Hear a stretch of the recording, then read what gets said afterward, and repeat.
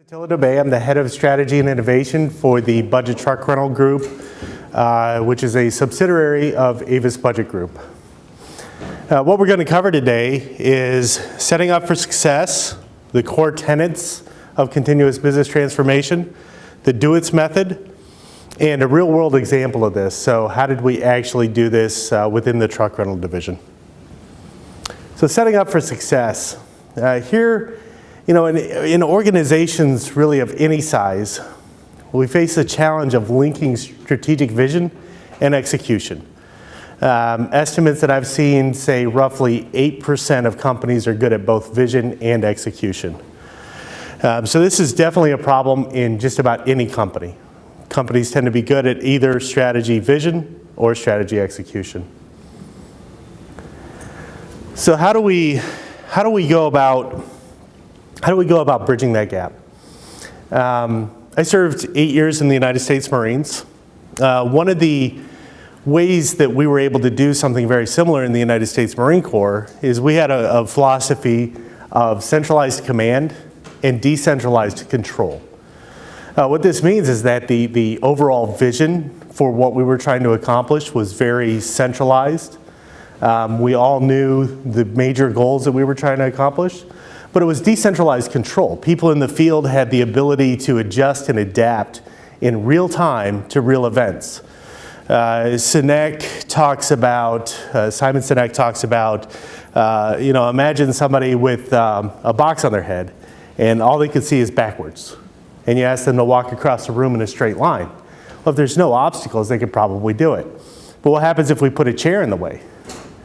Do they go around the chair? You've told them to go in a straight line. Do they go around the chair? Do they go over the chair? If you don't decentralize the control of the situation, if you don't give those people control of the situation, then they don't have the ability to adapt to reality. So the core tenets in enabling continuous business transformation, we're only going to cover a handful of these in the interest of time. We only have a half an hour here. Some of them that I won't cover is like from Intel, one that I absolutely love, disagree but commit. We won't cover Start With Why by Sinek, but if you've not had a chance to view that video, that TEDx talk, I highly recommend it. Absolutely phenomenal talk.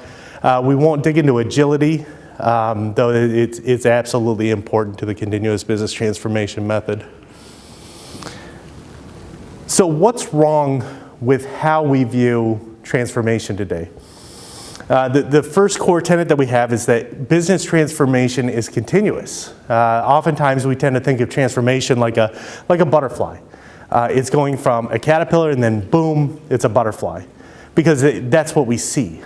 But in reality, transformation is not a singular event. Transformation, there's a bunch of microprocesses inside of that create an environment for this caterpillar to turn into a butterfly. So in reality, transformation is not singular. It's not instantaneous. There are processes within the processes. By the time you realize you need transformation, it's going to be too late. Examples are numerous. I think Blockbuster, Toys R Us, taxis. How many taxi services are dying, just getting killed by Uber? Car and truck rental. Uber definitely had an impact on car rental. Many of you probably used an Uber to get here when you would have rented a car before. By the time you realize that you need transformation, it will be too late. Another core tenet is to always use an emergent strategy. And what I mean by this is the difference between a deliberate strategy, which is we have this plan and it's unchangeable, versus emergent strategy, which always looks at what are the inputs that we're getting. So it's continuously changing. It's continuously adapting to the environment that we're running into. We need to embrace this.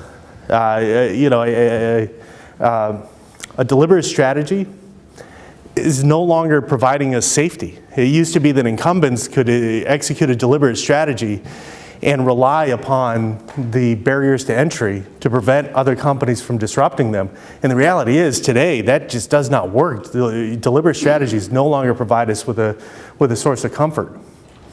Emergent strategies typically have benefited disruptors. They've benefited the companies that were small and nimble and could react very quickly. Unfortunately, for incumbents, we can no longer rely upon a deliberate strategy. We have to rely upon an emergent strategy. We have to start thinking like smaller companies. The last one I'll cover is fail fast and fail small. We often hear fail fast, right? We want to go out, we want to test something, we want to try to see if it worked or not. I add on fail small. And what I mean by that is when we test these things, let's not test them enterprise-wide. Let's try to contain that test as much as we can and truly be able to learn from what we do. But we need to do that quickly. We're going to iterate through a whole lot of these things to find the winning profit formula. So the BTOES method is a formalization of what I've been doing at Avis Budget Group. We'll go through, again, a real-world scenario with that. We'll go through a real-world, how we actually rolled this out, but I want to go over it from a very high level first. This is a structured, continuous business transformation method. So it starts with the define phase. It then iterates through observe, improve or innovate, test, and then sustain or scale. This is the overall method, but we'll iterate through those three as much as we need to, fast, small, until we come with something that we can win on and sustain and scale. So during the define phase, you'll want to distill that big picture vision down into a goal. And I'll tell you about what our vision was and how we distilled that into a goal. You'll need to secure funding and resources for that initiative. In many cases, you're going to be guessing. Many times here, you're not going to have a comfort level that many incumbent businesses are accustomed to. You're going to be guessing, you're going to be rolling the dice. It's potentially high risk. Executives in incumbent businesses typically didn't get there by taking these kinds of risks. But you just have to remember to fail fast, fail small, move on. So during the observe phase, we're going to quickly understand what our current state is, and we're going to understand the customer's jobs to be done. And this comes from disruptive strategy, this concept of jobs to be done. You may be familiar with it from the Innovator's Toolkit or work by Clay Christensen. But we're really trying to understand what the customer is really trying to do. Clay Christensen uses an example of a milkshake at McDonald's. What they found was that McDonald's was selling a lot of these things in the morning, and they were trying to figure out, well, great, but how can I sell more of these things? So they looked at the jobs that the customers were trying to do, and what they found out was that making the milkshake healthier wasn't beneficial. Making it thicker wasn't beneficial. What they found was that making these things better for customers that were on a morning commute to keep the one hand busy and give them something to do could actually beat other alternatives that they had, like donuts, which were messier, bagels, which were harder to consume during the morning commute. And McDonald's was able to move the needle on this, which is a great example of a incumbent business acting a bit like a startup or a disruptor. The improve or innovate phase comes from our strategic goal. So what was it that we were trying to move the needle on? Did we want to take a sustaining innovation or a disruptive innovation? If it was sustaining, then we're improving. If it's disruptive, then we're innovating. And this is really a key difference that we need to be aware of. Next, we'll test. We're going to keep iterating through this. We're going to keep testing our hypothesis until we find that winning profit formula that we can then take to the next phase. So we'll continue to iterate until we get there. The last is sustain and or scale. So sustaining would typically come from an improvement, right? We want to ensure that that improvement lasts.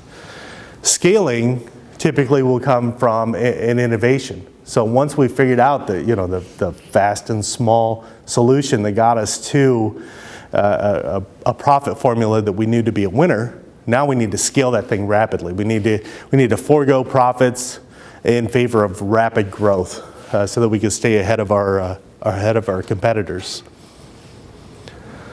So now let's look at a real-world example of this in real life. Directly from the trenches, you all may be familiar with the truck rental model. It was invented in the 1950s by U-Haul, and it really hasn't changed since.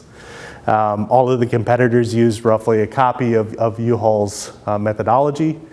They follow that pretty closely, and that's how truck rental works. Now, if you've ever rented a truck, you'll know that that's not a great experience, right?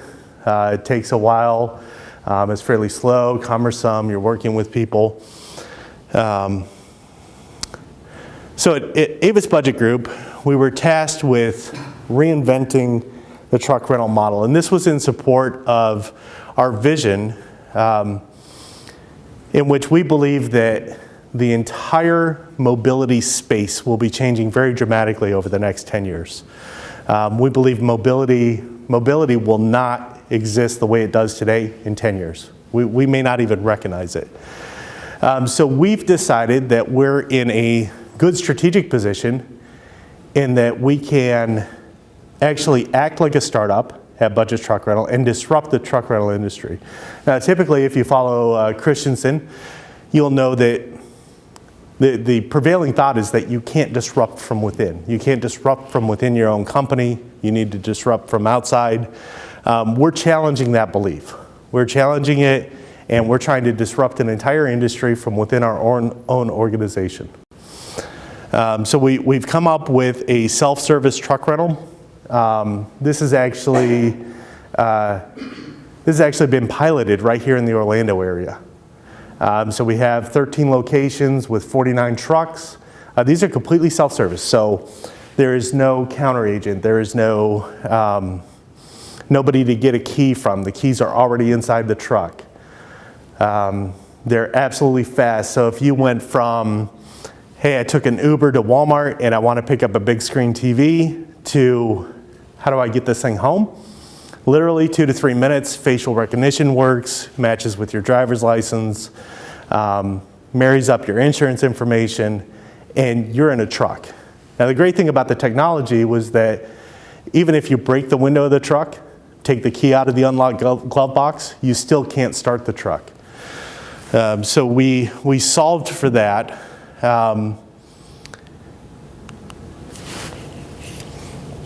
So again, we started by clarifying the vision, and we defined our goal. So our goal was to reinvent the truck rental model.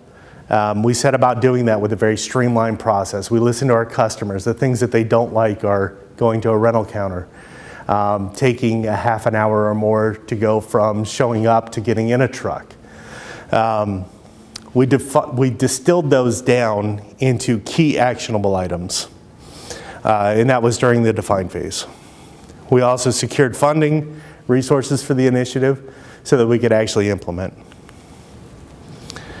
We observed our customers. We observed them actually renting our trucks. We observed them actually talk to them about the jobs that they were trying to get done to build our initial improvement and then test it. Found some really surprising responses.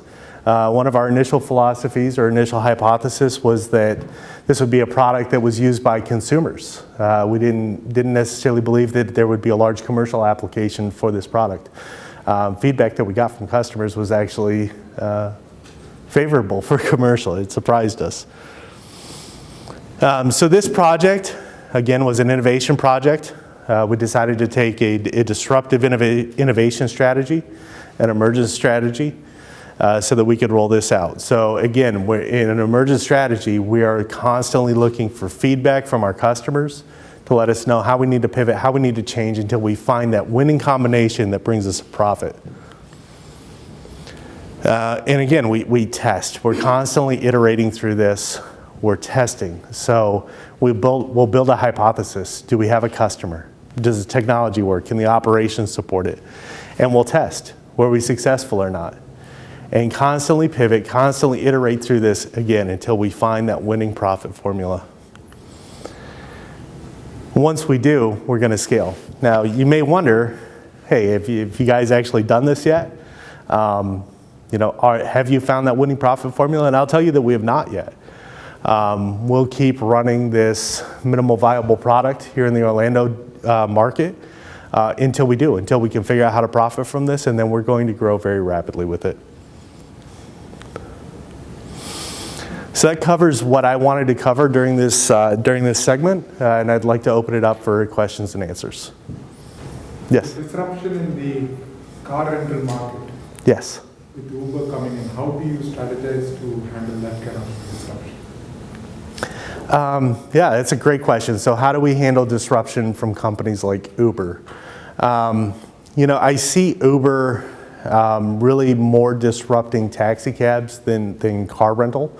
While they're still disrupting car rental, I think that we stay ahead of it by keeping a small emergence strategy and then moving forward with that. So for us, that means things like reinventing the rental model as a whole, bringing more choice to customers, cutting down on our rental lines. A gentleman named Jeff Kalin is leading up a great initiative there on the car rental side of it. Are you guys doing, isn't Enterprise doing some sort of a collaboration, I don't know if you guys are too, like also with like Lyft and Uber for the drivers to rent one of your cars? Yes, yeah. I've heard that. Yeah, so the question was, isn't us, Enterprise, some of the others are actually partnering with these car hailing services, and absolutely correct. We've partnered with Lyft.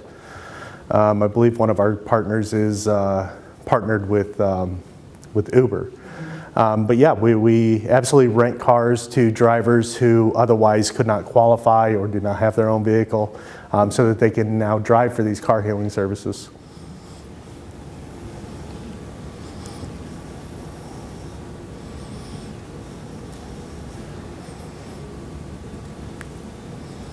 Other questions? Yes? What was the largest obstacle internally for going through this business transformation internally for your company? So we have been an incumbent business for quite a while, where we have a winning profit formula already. Anytime you're in an incumbent business that already has established a winning profit formula, it's very hard to overcome that inertia. So that's been one of the biggest challenges for us, is overcoming that inertia that we already had. Our key executives are absolutely on board. Our employees are getting on board. But this is something that absolutely challenges the status quo inside of any company of any size. So that's been, I think, the biggest challenge that we've had. So I imagine this impact headcount, right? Reduction potentially with being able to self-serve and not interact with the counter and that sort of thing. And so when you're getting people to adopt this technology and use it, how did you get past the implication on organizations and people? So far, we really haven't had any real impact on people. But people do see that impact coming. So specifically with our current model involves primarily rental dealers, we call them, which are outside agencies that rent our trucks. Some have expressed some concern about what we're doing. But this is, absolutely the future of vehicle rental. Yes? The do-it strategy that you have seems very similar to Agile methodology. Are there any key differences that you could share between the two, or are they kind of the same thing, maybe just something different? There's definitely similarities. So in developing the do-its method, I incorporated parts of PDCA, so standard PDCA. DMAIC definitely came into play in developing that. Specifically with DMAIC, I felt like there was too much of the analyze phase. So I definitely wanted to cut back on that so that we don't get caught in an endless analysis loop. Agile came into play for me much later in that I was trying to develop a way to do these things much faster. So, typical strategy execution on something like this would be measured in years. We did this in 6 months. So I think that you're seeing similarities because I've incorporated different pieces, into the DOES method. Were you able to reduce your cost by, and if you did, what is the percentage you were able to reduce it? I can't share specifics on how much we reduced our cost, but absolutely we reduced our cost, let's call it between 10 and 15%. Passed on some of that to the customer. So we're able to disrupt on both the low end and a new market.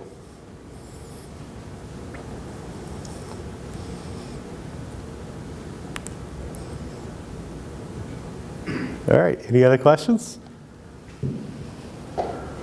Well, I certainly appreciate it. Thank you all.